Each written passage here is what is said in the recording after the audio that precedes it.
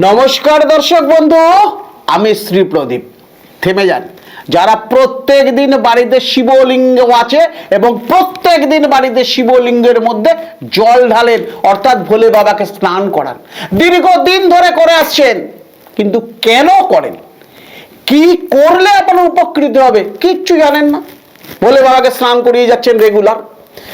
যাদের শরীর সুস্থতার জন্য জল ঢালছেন, যাদের শরীর রোগাগ্রস্ত এবং শরীর যেন সুস্থ হয়, যারা ভোলে বাবার লিঙ্গের ওপর অর্থাৎ শিবলিঙ্গের ওপর যারা জল ঢালছেন, তারা বলুন ওং কুম্ভ কেশর মহাদেব্যই নমঃ।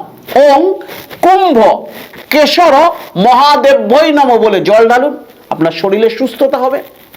যারা গুপ্ত শত্রুতা আছে, যাদের গুপ্ত শত্রু, প্রচুর গুপ্ত শত্রু রয়েছে, যখন ভোলে বাবার ওপর জল দিচ্ছেন অবশ্যই এই মন্ত্রটা বলুন। আপনার গুপ্ত শত্রু আপনাকে দেখলে মাথা নুইয়ে থাকবে।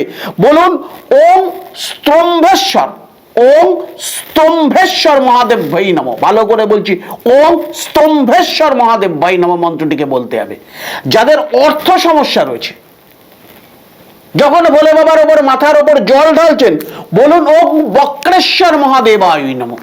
এই মন্ত্রটা বলে জল ঢালুন, শরীর সুস্থ হবে, গুপ্ত শত্রু দমন হবে, অর্থ আগমন ঘটবে। কিন্তু আপনি প্রত্যেক দিন জল ঢেলে যাচ্ছেন নিয়ম ছাড়া। কি মন্ত্র বলতে হবে জানেন না। করুন ক্রিয়াটি, হাতে হাতে ফল পাবেন। দর্শক বন্ধু, আজকের মতন বিদায়, আবার দেখা হবে। সুস্থ থাকুন, ভালো থাকুন।